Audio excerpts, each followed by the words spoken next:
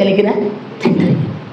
చూడండి, మొదటి రాజుల గ్రంథం 19వ అధ్యాయం. మొదటి రాజుల గ్రంథం 19వ అధ్యాయం 3 వచనాన్ని ధ్యానం చేసుకున్నాం. కాబట్టి అతడు ఈ సమాచారం తెలుసుకుని లేచి తన ప్రాణమును కాపాడుకున్నట్టుకైపోయి యోధా సంబంధమైన బెర్షెబాకు చేరి అచ్చట ఉండమని తన దాసునితో చెప్పి తాను ఒక దిన ప్రయాణం అరణ్యంలోనికి పోయి ఒక బద్రీ వృక్షం క్రింద కూర్చుండి మరాపేక్ష గలవాడి, యెహోవా, నా పితరుల కంటే నేను ఎక్కువైన వాడను కాను, ఎంత మట్టుకు చాలునో నా ప్రాణం తీసుకొనమని ప్రార్థన చేశాను. అతడు బద్రీ వృక్షం క్రింద పరుండి నిద్రించుచుండగా ఒక దేవదూత వచ్చి అతన్ని ముట్టి, నీవు లేచి భోజనం చేయమని చెప్పాను. అతడు చూచినంతలో అతని తల దగ్గర నిప్పుల మీద కాల్చబడిన అప్పమును నీళ్ల బుడ్డియు కనబడిను. గనుక అతడు భోజనం చేసి తిరిగి పడుకుండెను. దేవునికి స్తోత్రం. ఏలియా, దేవుని బిడ్డలారా, ఏలియా 18వ అధ్యాయంలో పవర్ కలిగిన వాడుగా నుంచున్నాడు. Power man. 400 మంది బయలు ప్రవక్తలు, 450 మంది ఆషేరా దేవి ప్రవక్తల మధ్య యెహోవాయే దేవుడు నిరూపించాడు. సవాల్ కరంగా కర్మేలు పర్వతం మీద దేవుని పక్షాన్ని నిలబడ్డాడు. ఈ పవర్ మ్యాన్ 19వ అధ్యాయంలోకి వచ్చే తల్లికి కృంగిపోతున్నాడు. మరణాపేక్ష కలిగిన వాడు అయిపోయాడు. ఏంటి కారణం అంటే, యెజబెల్ అంటుంది, బయలు ప్రవక్తలను చంపాడు కాబట్టి రేపు ఈ వేళకి ఏలియా కూడా వాళ్ళల్లో ఒకడైపోతాడంటుంది. ఈ మాట ఏలియాకి తెలియజెప్పారు. చెప్పినప్పుడు ఏలియా భయపడిపోయి ఎక్కడికి వెళ్ళిపోయాడంట, బెర్షెబాకు వెళ్ళాడు. బెర్షెబాకు చేరి అచ్చటి నుండి తన దాసునితో చెప్పి తాను ఒక దిన ప్రయాణం అరణ్యంలోకి వెళ్ళాడు. అందరూ వినాలి, అరణ్యంలోకి వెళ్ళాడు. ఎక్కడికి వెళ్ళాడు? తన పనివాడికి వదిలిపెట్టేసి బెర్షెబాలో ఒక దిన ప్రయాణం అంత దూరం. మా కళ్ళు మూసుకొని వాక్యం వినబాకండి, కళ్ళు మూసుకొని ప్రార్థన చేయండి, కళ్ళు తెరిచి వాక్యం వినండి. కళ్ళు మూసుకొని వాక్యం వింటే హృదయంలోకి వెళ్ళదు, ఆకాశ పక్షులు వచ్చి ఎత్తపోతాయి. వాక్యమేమో కళ్ళు తెరిచి వినాలి, ప్రార్థనేమో కళ్ళు మూసుకొని చేయాలి.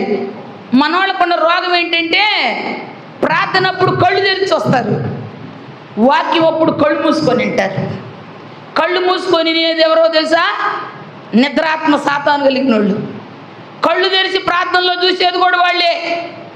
కళ్ళు మూసుకొని వాక్యం వినకూడదు, కళ్ళు తెరిచి వాక్యం వినాలి. హృదయంలోకి వెళ్ళిపోయింది, పంచేంద్రియాల్లో గుండా వెళ్ళిపోయింది, మన అంతరంగంలోకి. కనుక ఏలియా అరణ్యంలోకి వెళ్ళాడు. ఒక బద్రీ వృక్షం కింద కూర్చున్నాడు. బద్రీ వృక్షం అంటే కృంగుదల. కృంగుదలలో ఉన్నాడు, నిరాశలో ఉన్నాడు. దేవుని సన్నిధిలో ప్రార్థన చేస్తున్నాడు. అయ్యా, నా పితరుల కంటే నేను ఎక్కువైన వాడిని కాదయ్యా, నాకు ఏం కావాలంటున్నాడు? మరణాపేక్ష కలిగిన వాడయ్యుండి నాకు ఇంత మటుకు జాలికి జీవితం, నాకు మరణం ఇవ్వమని అడుగుతున్నాడు. మరణం ఇవ్వమని చాలా కృంగిపోతున్నాడు. మరణం ఎప్పుడు అడుగుతాం? చాలామంది సత్య బాగుందని ఎంతమంది అంటారు? మీలో అంటారా? అనరా? నేను ఎప్పుడు అనలేదు అక్క, సాగు ఉంటే నా భయం అంటారా? క్యాజువల్గానైనా అంటారు, ఏదో ఒక విషయంగా అంటారా లేదా? ఈ బాధపడే కంటే ఒక రోజు చచ్చిపోతే పోయిద్ది అంటారు. ఎవరైనా బలహీనంగా ఉన్నారనుకో, అమ్మ ఈ బాధ పడలేకపోతున్నాను, ఒకసారి చచ్చిపోతే బాగుండు, దేవుడు తీసుకుంటే బాగుండు. ఈ మాట అందరం వాడుక పదంగా వాడే ఓ పాప సంబంధమైన మాట. ఏలియా, అయ్యా ఎంత మటుకు చాలు, నాకేం ఇవ్వాలి? మా పితరుల కంటే నేను సాధించేది అంత ఏం లేదయ్యా, నేను సంపాదించేది ఏం లేదు, ఆ యెజబెల్ చేతిలో చచ్చే కంటే నీ చేతిలో చావటం నాకు మేలు, నాకు చావు ఇమ్మని అడుగుతున్నాడు. చావు ఇమ్మని అడుగుతుంటే ఎవరిని అడుగుతున్నాడు చెప్పాలి? దేవుడిని అడుగుతున్నాడు. దేవుడిని అడుగుతుంటే అలసిపోయాడంట, ఏడ్చి, లేకపోతే భయపడి కృంగిపోయి అలసిపోయి ఆ బద్రీ వృక్షం కింద పడుకున్నాడు. బద్రీ వృక్షం కింద పడుకుంటే దేవదూత వచ్చాడు. ఏలియా, లే, నీకు నీళ్లు రొట్టె మాంసం తిను లే. దేవుడు నాకు ఈ మాటలు చెప్తుంటే, అమ్మలాగా ఆదరించు దేవుడవు, అనాథగా నన్ను. మీకు నిజంగా అర్థం కావట్లే ఈ మాట. అర్థమైందా? నేను చెప్పిన మాట అర్థమైంది మీకు? అరణ్యంలో ఉన్నాడు ఏలియా. వాళ్ళ అమ్మ ఉందా? వాళ్ళ నాయన ఉన్నాడా? ఎవరైనా స్నేహితులు ఎవరైనా ఉన్నారా? నోట్లో మాట చెప్పుకుని హృదయంలో బాధ పంచుకోవటానికి అరణ్యంలో ఎవరు లేరు. లేని ఆ అరణ్యంలో బదరి వృక్షం కింద కృంగిపోయిన ఏలియా, చాలయ్యా, చంపేయ్యా, నన్ను చావు అంటే దేవుడు అన్నాడు, దూతను పంపించి ఏలియాకు రొట్టె నీళ్ళు మాంసం పెట్టు.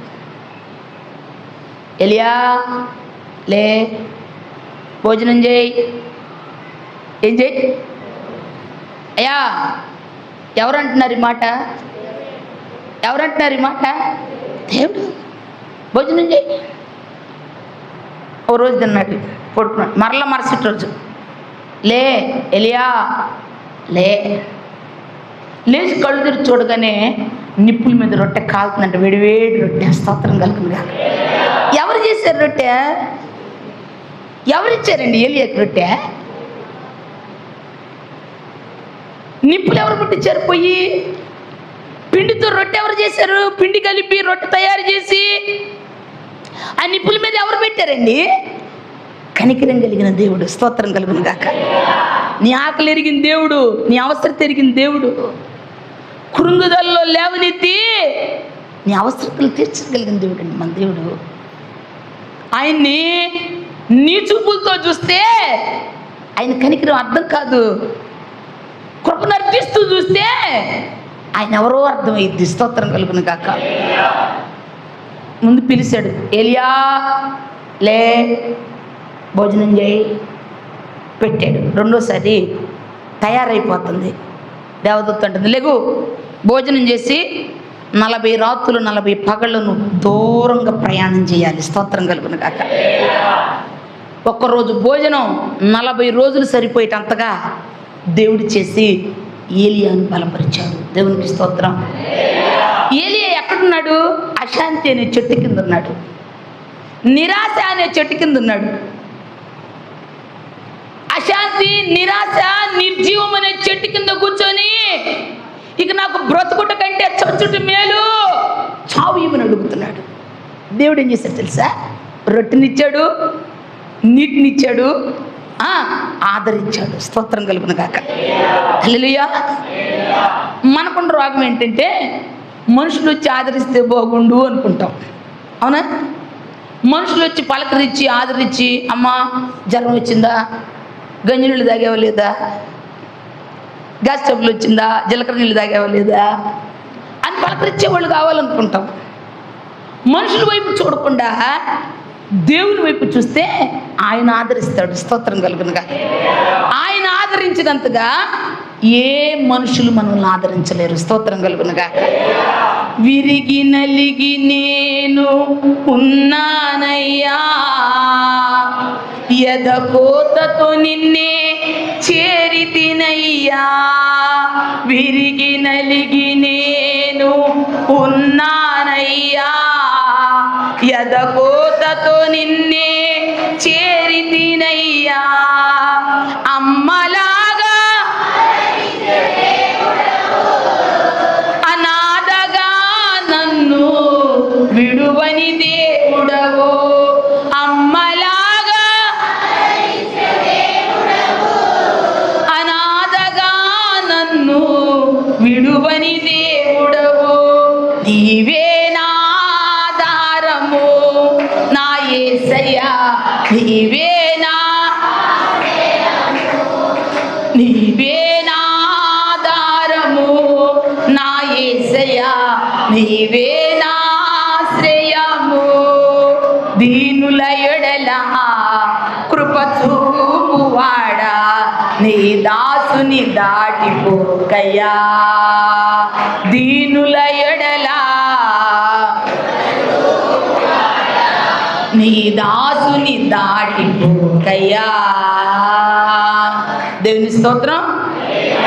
ఏలియాని కనికరించి ఆదరించి ఆహారం ఇచ్చి బలపరిచాడు. దేవుని బిడ్డలారా, ఈ దినం ప్రభువు అడుగుతున్నాడు, నువ్వే నిరాశ చెట్టు కింద ఉన్నావు, ఏ నిర్జీవంలో కృంగిపోతున్నావు, మరణం ఉంటే చాలు అని, చచ్చిపోతే బాగుండు అని ఒకే ఒక మాటతో నీ ముగింపును కోరుకుంటున్నావు. ఈరోజు నా ప్రభు అంటున్నాడు, కనికరా స్వరూపి అయిన దేవుడు అంటున్నాడు, నీకు ఆధారం నేనే. స్తోత్రం కలుగునుగా. లే, బలం తెచ్చుకో, స్తోత్రం చెప్పు. ఏలియా, అరణ్యంలో ఉన్న నీకెవరు లేకపోయి నేనున్నాను. ఆహారం ఇచ్చేవాడిని, ఆదరించేవాడిని, సేద తీర్చేవాడిని, ఆదుకునేవాడిని. లే, భోజనం చేయి. స్తోత్రం. ఎవరంటారండి మాట? ఎవరంటారు? ఈరోజు ఈ దినాల్లో ఎంత పెద్ద బలగం ఉన్నా బాధల్లో పట్టించుకునే వాళ్ళు ఒక్కళ్ళు లేరు.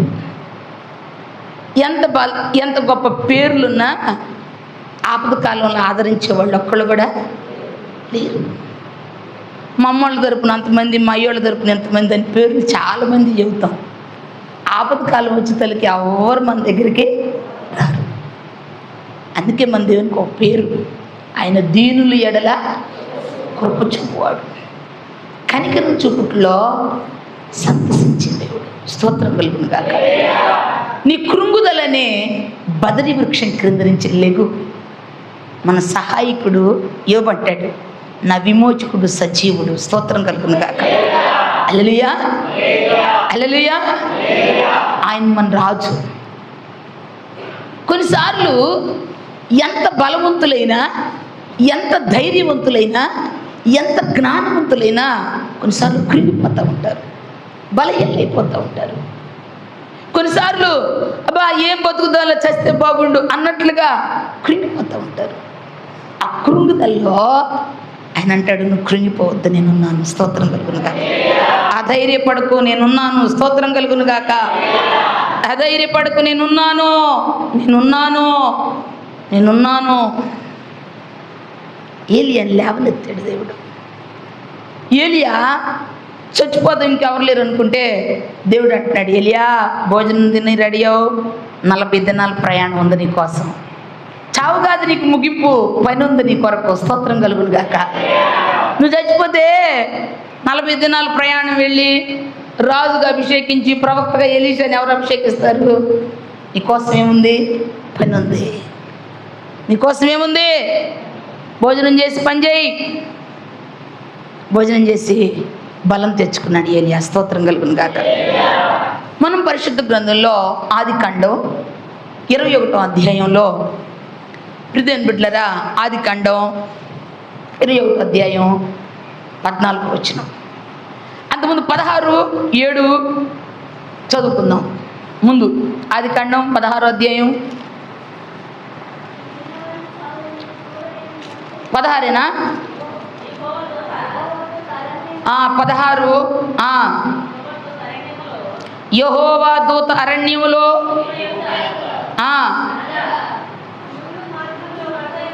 షూరు మార్గములో బుగ్గ యొద్ద ఆమె కనుగొని, శారాయి దాసివైన హాగరు, ఎక్కడికి వచ్చావు, ఎక్కడికి వెళ్తున్నావు, వెనక తిరిగి వెళ్ళిపో అని చెప్పింది దేవదూత. శారాయి దాసి అయిన హాగరు ఆమె గర్భవతి అయినప్పుడు తన యజమానురాలను చిన్న చూపు చూసిందంట. చిన్న చూపు చూస్తే ఆ శారం ఊరుకునిద్దా? శారమ్మ ఊరుకోకుండా ఇబ్బంది పెట్టి తల్లికి తట్టుకోలేక వెళ్ళిపోయింది, అరణ్యంలోకి వెళ్ళిపోయింది. అరణ్యంలోకి వెళ్ళిపోక నీటి పొగ్గు దగ్గరికి వెళ్ళింది. దేవుని దూత ప్రత్యక్షమై, శారాయి దాసివైన హాగరు, ఎక్కడికి వెళ్తున్నావు, వెళ్ళు, వెనక్కి తిరిగి వెళ్ళు, నీ యజమానురాలు చేతి కింద అణిగి మణిగి ఉండు అని మాట్లాడుతా ఆమెతో అన్నాడు, నీలో నుండి వచ్చే కుమారుడు కూడా ఒక గొప్ప జనంగా చేస్తానన్నాడు. హాగరు ఒత్తిడి తట్టుకోలేక పారిపోయింది. కారణం ఎవరంటే హాగరే. ఆమె గర్వాన్ని బట్టి, ఆమె యజమానురాలకు లోబడిన విధానాన్ని బట్టి ఆ పరిస్థితిని తెచ్చుకుంది. తెచ్చుకొని ఇప్పుడు అరణ్యంలో దేవుడు మాట్లాడితే ఆయనకు అంది, అయ్యా చూచుచున్న దేవుడివి నీవే అంది. నువ్వు చెప్పినట్టు వెనక్కి వెళ్తానంది. వెళ్ళిపోయింది. మరలా శారా కింద చేతి కింద బ్రతికింది. ఇష్మాయేలు పుట్టాడు. శారాకి కుమారుడు పుడతాడు, ఇస్సాకు. ఇస్సాకుకి 21వ అధ్యాయంలో ఒక విందు చేస్తారు పాలు మరిచినప్పుడు. ఆ విందులో ఈ శారా హాగరు ఏం చేసింది? హేళన చేసింది. హాగరు కుమారుడు ఇష్మాయేలుని వ్యంగ్యంగా హాస్యంగా మాట్లాడి అపహాస్యం చేస్తారు. దేవుడు శారమ్మకు ప్రేరేపణ, ఈమె కుమారుడిని తీసుకెళ్ళి దూరంగా వదిలిపెట్టామని చెప్పింది. ఎవరికి? అబ్రహాంకి. ఎన్నో అధ్యాయం? 21వ అధ్యాయంలో అబ్రహాం ఇప్పుడు హాగరుని తీసుకుని వెళ్తున్నాడు. హాగరు కుమారుడికి 10 సంవత్సరాల వయసు. ఇప్పుడు పిల్లోడు తల్లారి ముద్దుగా ఉన్నాడు, సంతోషంగా ఉన్నాడు. ఇప్పుడు దేవుడు శారమ్మ ఇద్దరు చెబుతున్నారు, ఈమె కుమారుడిని దూరంగా తీసుకెళ్ళి వదిలిపెట్టరమ్మన్నారు. వెంటనే అబ్రహాం ఏం చేశాడు? 11వ వచనంలో 21, అతను కుమారుని బట్టి ఆ మాట అబ్రహాముకు మిక్కిలి దుఃఖం కలుగు చేసెను. అయితే దేవుడు ఆ చిన్నవాడిని బట్టి, నీ దాసిని బట్టి నువ్వు దుఃఖపడవద్దు, శారా నీతో చెప్పు ప్రతి విషయంలో ఆమె మాట విను అని చెప్పాడు. ఆ మాట ఇస్సాకు వల్ల అయినదియే నీ సంతానం అనబడును, అయినను ఈ దాసి కుమారుడు నీ సంతానమే గనుక అతను కూడా ఒక జనాంగం చేసేదని అబ్రహాంతో చెప్పాడు. అబ్రహాము తెల్లవారేసరికి లేచి ఆహారం నీళ్ల తిత్తిని తీసుకొని పిల్లవారితో కూడా హాగరుకు అప్పగించి ఆమె భుజం మీద వాటిని పెట్టి ఆమెను పంపి వేశాను. ఆమె వెళ్ళి బైర్షెబా అరణ్యం. ఏ అరణ్యం అంట? ఇది కూడా ఏలియా అరణ్యమే. ముందు హాగరు వచ్చిన అరణ్యంలోకి ఏలియా కూడా వచ్చాడు. ప్రియులారా, బైర్షెబా అరణ్యం. ఈ అరణ్యంలో ఆ పసిపిల్లోడిని నీళ్ళ తిత్తిని సద్దన్న మూటని భుజాన్ని కట్టుకొని పిల్లోడిని ఒక సంకనేసుకొని అరణ్యంలోకి నెట్టివేయబడింది. హాగరు నెట్టివేయబడింది. తిత్తిలో నీళ్ళు అయిపోయినాయి, ఆహారం అయిపోయింది. బైర్షెబా అరణ్యం అంటే ఇసుక ఎడారి, నీడలేని స్థలం, నీటి చెమ్మలేని ప్రాంతం. ఆ ప్రాంతంలో పసివాడు నీళ్ళకి అల్లాడిపోతున్నాడు. నీళ్లు లేవు. అరణ్యంలో హాగరు ఒక్కతే. ఆదరించేవారు లేరు, ఆదుకునేవారు లేరు, అర్థం చేసుకునేవారు లేరు. పసివాడు కొర ప్రాణంతో కొట్టకలాడుతున్నాడు నీళ్లు లేక. ఏం చేయాలో అర్థం కాల. ఇక చావు తప్ప జీవితం లేదనుకుంది. ఆ పిల్లోడిని అంత దూరాన్ని పెట్టి కొంచెం కోసడు దూరానికి వెళ్ళి కూర్చొని పసివాని ప్రాణం పోవుట నేను చూడలేనని ఏడుస్తా కూర్చుంది హాగరు. ఏడుస్తా కూర్చున్న హాగరుతో దేవుడు మాట్లాడుతున్నాడు. చూడండి 17 వచనం. దేవుడు ఆ చిన్నవాని మొర వినినప్పుడు దేవుని దూత ఆకాశం నుండి హాగరుని పిలిచి, హాగరు నీకేమొచ్చింది? భయపడకు, ఆ చిన్నవాడున్న చోటు దేవుడు వాని స్వరం విని ఉన్నాడు. నీవు లేచి ఆ చిన్నవాని లేవనెత్తి నీ చేత పట్టుకొనుము, వాని గొప్ప జనంగా చేసేదను. స్తోత్రం కలుగును గాక. అరణ్యంలో ఉన్న హాగరు, ఎడారిలో నెమ్మది లేకున్న హాగరు, ఆ చిన్నవారి మొర దేవుడు ఆలకించాడు. దేవుడు ఉన్నాడు. నీ శ్రమ, నీ ఏడుపు, నీ వేదన, నీ కన్నీరు, నీ హృదయ తపన దేవుడు చూస్తున్నాడు. స్తోత్రం కలుగును గాక. హల్లెలూయా.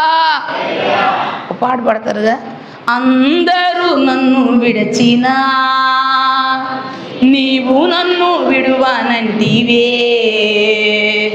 అందరూ పాడండి, అందరూ.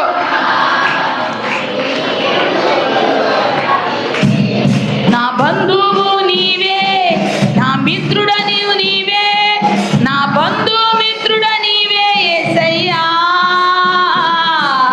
అందరూ నన్ను విడచినా నీవు నన్ను విడువనంటివే.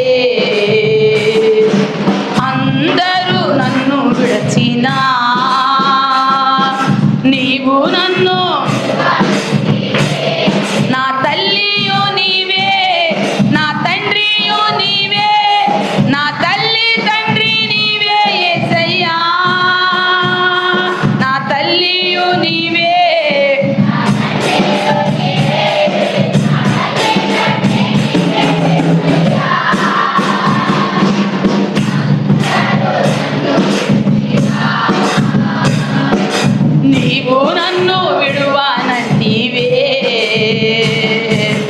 అందరూ నన్ను విడిచినా నీవు నన్ను విడువానంటివే. నా కోటయు నీవే, నా కొండయు నీవే, నా కొండ కోట నీవే యేసయ్యా. నా కొండయు నీవే, నా కోటయు నీవే, నా కొండ కోట నీవే యేసయ్యా. అందరూ పడాలి. నీవు నన్ను విడువానంటివే, అందరూ నన్ను విడిచినా. హల్లెలూయా. వాడు కొట్టేటప్పుడే వచ్చింది, దాన్ని బాగు చేసేవారిని కూడా ముందుగానే సిద్ధపరుచుకొని పనిలో చూడాలి. ఇప్పుడు దేవుని పెట్టలేరా, అందరు విడిచిపెట్టిన దేవుడు అంటున్నాడు నేను నిన్ను విడిచిపెట్టను. స్తోత్రం కలుగును గాక. హల్లెలూయా. మహారణ్యంలో నీటి బుగ్గను చూడు, నీ కళ్ళ ముందే ఉంది నీటి బుగ్గ. నీటి తీతి తెచ్చి నీళ్లు పట్టి చిన్నవాడికి పోస్తే బ్రతికాడు చిన్నవాడు. స్తోత్రం కలుగును గాక. హల్లెలూయా. హల్లెలూయా. ఒంటరిగా ఉన్న జీవితానికి, కన్నీటితో నలిగిపోతున్న బ్రతుకుని ఆయన చూసి అంటున్నాడు,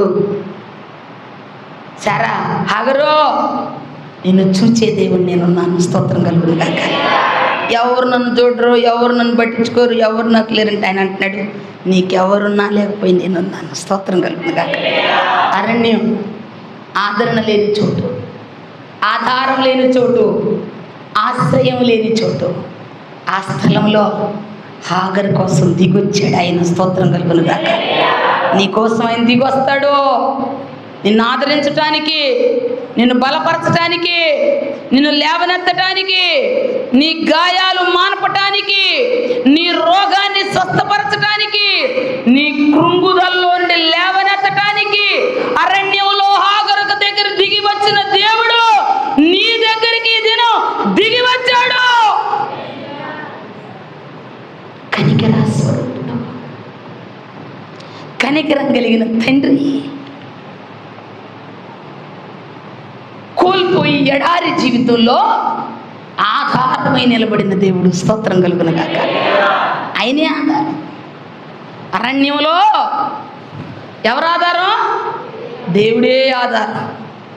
కొన్ని జీవితాలు ఒంటరిగా నలిగిపోతూ, విరిగిపోతూ, చితికిపోతూ, గుండె గాయాలతో బరువెక్కి బాధలు అనుభవిస్తున్న జీవితాలతో నా ప్రభు అంటున్నాడు నీ అరణ్యంలో ఆదరణ పాటగా నేనున్నాను నీకు. స్తోత్రం కలుగును గాక. హల్లెలూయా. ఆయన ఉన్నాడు, ఆయన ఉన్నాడు. అందుకే ఆయన మోషే అంటున్నాడు ఫరో ఎదుట మీ దేవుడి పేరెత్తి నింటే నేనేం చెప్పేదంటే ఉన్నవాడు నన్ను చెప్పు మోషే, ఉన్నవాడిని అనువాడిని. స్తోత్రం చెప్పు. అరణ్యంలో ఉన్నాను, అంధకారమైన ఉన్నాను, గాఢాంధకారపు లోయలో నేను సంచరించును, యెహోవాయే నాకు తోడై ఉన్నాడు అంటాడు దావీదు. స్తోత్రం కలుగును గాక. అరణ్యంలో ఉన్నాడు. టైం అయిపోయింది, ఇంకా చెప్పాలంటే ఒక మాట చెప్తాను. లూకాసు వార్త 7వ అధ్యాయంలో యేసు ప్రభు నాయూను గ్రామానికి వెళ్తున్నాడు. ఏ గ్రామానికి? నాయూను గ్రామానికి వెళ్తుంటే ఆ గ్రామంలో ఆయన వచ్చేటప్పుడు ఒక పాడెదురు వచ్చింది. ఊరు మూలన ఒక పాడెదురు వచ్చింది. ఆ పాడెమ్మటంట చచ్చిపోయిన బిడ్డ తల్లంట పాడమ్మటి పడి ఏడుస్తుందంట. నా కుమారుడు చచ్చిపోయాడు, నాకున్న ఆధారం వాడే, నాకున్న దిక్కు వాడే, వాడు చచ్చిపోయాడని ఆ పాడెమ్మడి పడి ఏడ్చుకుంటా వస్తుందంట. పాడెమ్మడి పడి ఏడ్చుకుంటుంటే యేసు ప్రభు పాడికి ఎదురు వచ్చాడంట. స్తోత్రం చెప్పండి.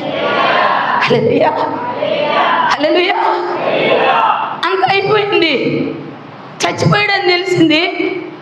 ఏడ్చి ఏడ్చి ఏడ్చి అమ్మాయి ఏడ్చిన వరకు ఇక చాలు, భూస్థాపన చేద్దాం అని పెద్దలందరూ అంటున్నారు. అప్పుడు దాకా తల్లి గుండి కదా, ఏడ్చి ఏడ్చి ఏడ్చి ఆ తల్లి ఏడుస్తుంటే ఇంకా ఈ శవం ఇక్కడే ఉంటే ఇంకా ఏడ్చి ఏడ్చి చచ్చిపోయిన శవాన్ని ఏం చేద్దాం, పూడ్చి పెడదామని చెప్పి పెద్దలందరూ ఓదార్చడానికి వస్తారు అయ్యా. పెద్దలందరూ అంటారు, మా ఏడవ మాకు ఏం కాదులే, కానీ దేవుడు ఉండాడులే, ఇలాంటి మాటలన్నీ చెప్తా ఉంటే అంటుంది, అయ్యా వాడు లేకపోతే నేను బతకలేనయ్యా, వాడితో పాటు నేను చచ్చిపోయినా బాగుండయ్యా, నా కొడుకు లేకపోతే నేను బతకలేనని ఏడుస్తుంది. పాడి కట్టారు, రెడీ చేశారు. పాడి ముందు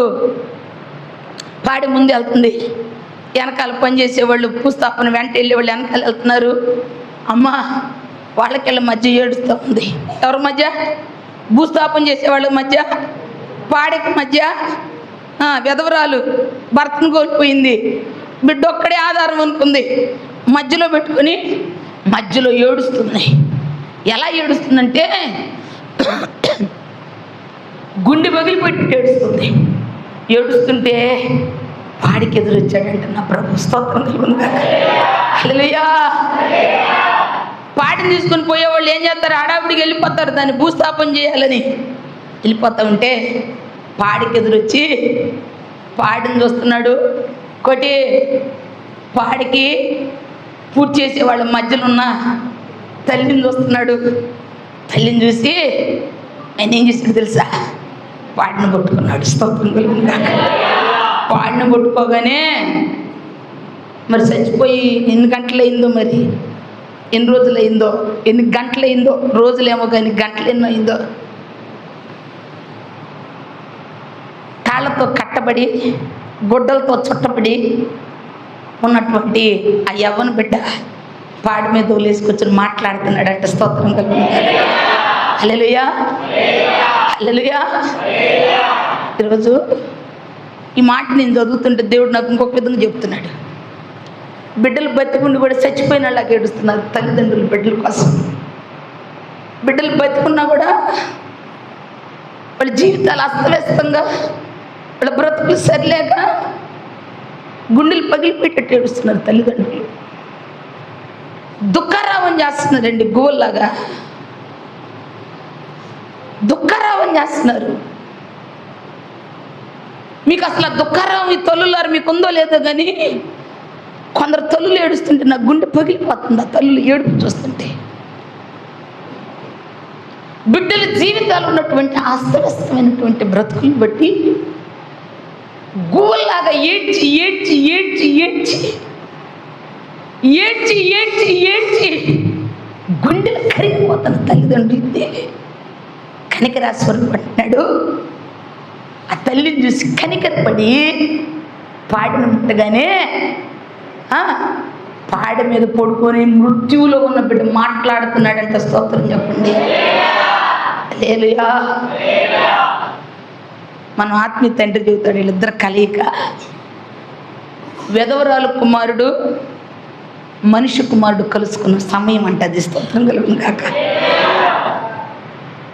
ప్రభు అన్నాడు, నీ బిడ్డలు నేను కలుసుకుంటాను. స్తోత్రం కలుగునుగాక.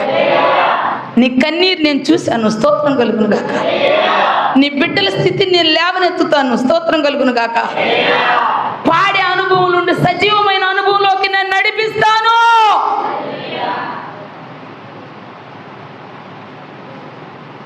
మృతతుల్యమైన పరిస్థితుల్ని సజీవంగా మారుస్తాను. కారణం కనికరం చూపుటలో సంతసించువాడు ఆయన. స్తోత్రం కలుగునుగాక. హల్లెలూయా, హల్లెలూయా. మనుషులకు అర్థం కాదు నీ ఏడుపు, మనుషులకు అర్థం కాదు నీ గుండె శోకం, మనుషులకు అర్థం కాదు నీ ఆవేదన. అర్థం చేసుకునే తండ్రి నీకున్నాడు. స్తోత్రం చెప్పు. అంత అయిపోయింది, అయిపోయింది. భూస్థాపనకి వెళ్ళిపోతుంది. శవం ఎక్కడికి వెళ్తుంది? భూస్థాపన కార్యక్రమానికి వెళుతుంది. అయిపోయింది, కోల్పోయాను అని ఏడుస్తున్న తల్లిని నువ్వు కోల్పోలేదు, మరలా నువ్వు పొందుకుంటావు అని చెప్పి ఊరి గవిని యొద్ద ఎదురొచ్చాడు ఆయన. స్తోత్రం కలుగునుగాక. హల్లెలూయా. అమ్మో, ఈ మాట ఆయన చెప్తుంటే నేను ఎంత కృతజ్ఞతలు చెల్లించానంటే ఆయనకి, నా ప్రాణం కుమ్మరించి కృతజ్ఞతలు చెల్లించాను ఆయనకి. నేను చివరి దశలో కూడా జారిపోనీకుండా పట్టుకునేవాడు ఆయన. స్తోత్రం కలుగును గాక. ఆఖరి క్షణాల్లో కూడా జారిపోకుండా పట్టుకునే సమర్థుడు ఆయన. స్తోత్రం కలుగును గాక. హల్లెలూయా, హల్లెలూయా. నడిపిస్తాడు శ్రమలోనైనా, నడిపిస్తాడు శ్రమలోనైనా, నన్ను విడువడు. అడుగులు తడబడినా, అడుగులు తడబడినా, చేయి పట్టి వెన్ను తట్టి,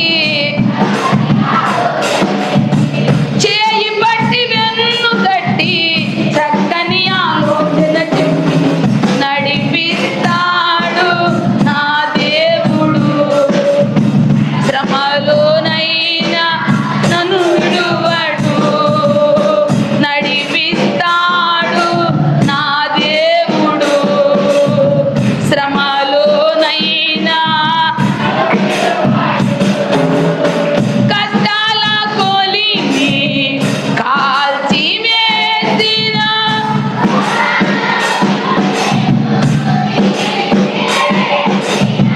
కష్టాల కొలిమి కాల్చి వేసిన, శోకాలు గుండెను తన చిత్తం నెరవేర్చుతాడు.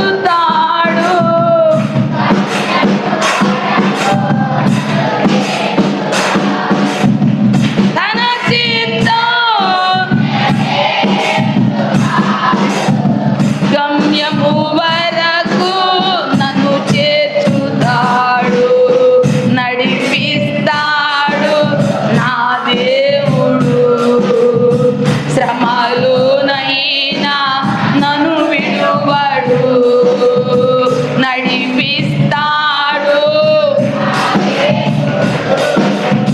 శ్రమలోనైనా నన్ను విడువడు. హల్లెలూయా. ఊరి వెలుపలికి వెళ్తుంది శవం, ఊరిలోకి వస్తున్నాడు ప్రభు. స్తోత్రం కలుగును గాక. ఊరిలోకి వస్తున్నాడు ఆయన, కన్నీరు తుడవటానికి వస్తున్నాడు ఆయన, కనికరించడానికి వస్తున్నాడు. ఊరు మొత్తం బలగం ఉన్నా, ఊరు మొత్తం బంధువులున్నా, పాడ వెంట అనేకులున్నా, ఆ తల్లిని ఆదరించేవాళ్ళు ఒక్కళ్ళు లేరు, ఆ తల్లిని ఓదార్చేవాళ్ళు ఒక్కళ్ళు లేరు. ఒక్కడైన కుమారుడైన క్రీస్తు ఎదురొచ్చాడు. స్తోత్రం కలుగును గాక. ఆయన వచ్చి అమ్మ ఏడో మాకేం కాదని చెప్పలా, పాడిని పట్టుకున్నాడు. పాడిని పట్టుకుంటే పాడి మీద పడుకున్న కొడుకు మాట్లాడుతున్నాడు. స్తోత్రం కలుగును గాక. మాట్లాడే కార్యాలను చూచుదువుగాక, సజీవమైన కార్యాలను వివరించుదువుగాక. నా క్రీస్తు సన్నిధిలో సజీవమైన కార్యాలు అనుభవిస్తూ ఆరాధించుదువుగాక. కారణం కనికరము చూపుటలో సంతసించువాడు ఆయన. స్తోత్రం, హల్లెలూయా. 3 సార్లు అబద్ధం ఆడి పేతురు ఆయన ఎవరో నాకు తెలియదని చెప్పి ప్రభుని తీసుకొని వెళ్తుంటే కోడి కుక్కురుకోని కూసి పేతురు వెళ్ళేటప్పుడంట ఒక్కసారి అంటే పేతురికి చూసి నువ్వు నన్ను ఎరగవా అన్నాడంట. చూపుతో చెప్పాడంట. అప్పుడు ఏడవటం ప్రారంభించాడంట. అప్పుడు ఏడవటం ప్రారంభించి గల్లియాలో ప్రత్యక్షమైన మోకషన్ పుచ్చుకొని తలకాయించుకున్నాడు. పేతురు కోసం ఎదిగి వచ్చాడు ఆయన. స్తోత్రం కలుగును గాక. సరే అవి చూసి కూడా ఏడ్చి మళ్ళీ తిబేరియా సముద్రానికి చేపలకి వెళ్ళాడు. చేపలకి వెళ్ళిన అక్కడికి వెళ్ళాడు ఆయన. పిల్లరా భోజనం చేయడానికి ఏమైనా ఉందా మీ దగ్గర? భోజనమా? చేపలు పట్టడానికి పొద్దున అనంగా రాత్రి నుంచి తిప్పలు పడుతున్న ఒక చేప కూడా పడలే, మాకు లేక చస్తుంటే నీకే ఆడ పెట్టామంటున్నాడు. అటైతే మీ వల కుడి వైపుకు వేయండి అన్నాడు. 150 136 చేపలు ప్రసిద్ధిగాంచి పెద్ద చేపలు పట్టియండి. యాహాన్ అన్నాడు, ప్రభు సుమి అన్నాడు. ప్రభు దగ్గరకు వచ్చాడు. వచ్చినాక ప్రభు అంటున్నాడు, సీమోను కుమారుడువైన యాహాను కుమారుడు సీమోను పేతురు, నన్ను ప్రేమిస్తున్నావా నువ్వు అని అడిగాడు. లూకాసు వార్త 22:56-61 అంటాడు, పేతురు సంతాపపడిను, పశ్చాత్తాపపడిను. ఎంత సంతాపడ్డాడంటే హృదయం అంతా బాయిలైపోయింది పేతుడిది. ఆయన్ని ఎరగనను అబద్ధం ఆడినందుకు పేతురు పశ్చాత్తాపడయ్యాడు. పేతురు పశ్చాత్తాపాన్ని చూసిన దేవుడు పలుమార్లు పేతురు ప్రత్యక్షమయ్యాడు. యోహాను సువార్త 21 నువ్వు నన్ను ప్రేమిస్తున్నావా అని అడిగితే, నేను నిన్ను ప్రేమిస్తున్నానయ్యా, అయితే నా మందను కాయి అన్నాడు. స్తోత్రం కలుగును గాక. హల్లెలూయా. నా మందని కాయి. అవివేకుడినై తప్పిపోయాను, పశ్చాత్తాపం పొంది కనికరించబడ్డాడండి పేతురు. స్తోత్రం చెప్పు. పనికి రాని వాడిగా దూరం అయిపోయి పశ్చాత్తాప పడగానే పనికొచ్చే యోధుడిగా నిలబెట్టుకున్నాడు దేవుడు. ఇదినో నువ్వు కనికరాన్ని ఆశిస్తే కనికరం చూపే తండ్రి వద్ద నాకు అజ్జయ్ ఇజ్జని ఏం అడగొద్దు, కనికరం చూపయ్యాను అడుగు చాలు. ఆయన కనికరం ఏలియా కృంగుదల్లోంచి లేవనెత్తినట్లుగా, హాగర్ అరణ్యంలో నీటి బుగ్గ పుట్టించినట్లుగా, విధవరాలు కుమారుడు పాడెముట్టి సజీవుడిగా మార్చినట్లుగా, పేతురుని కోల్పోయిన పేతురు, దేవుని సన్నిధి సావాసం కోల్పోయి అబద్ధమాడి దూరమైపోయిన పేతురుకి పరిచర్య అప్పగించినట్లుగా ఆయన కనికరం మహత్కరంగా నీ మీదకి దిగి వచ్చింది. స్తోత్రం కలుగును గాక. హల్లెలూయా, హల్లెలూయా. సియోను దేవుడే కనికరాపూర్ణుడే నీ కన్నీరు తుడుచును. అందరూ ప్రార్థనా పూర్వకంగా ప్రార్థన చేసుకుందాం. సియోను దేవుడే నిన్ను సిగ్గుపడనివ్వడు, కనికరాపూర్ణుడే నీ కన్నీరు తుడుచును. అసమానుడైన వాడు అవమానపరచడు నిన్ను, ఓటమి ఎరుగని మన దేవుడు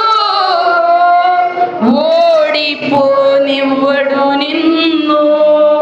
ఘన కార్యములెన్నో నీకై చేసిన వాడు కష్టకాలమందు నీ చేయి విడచునా.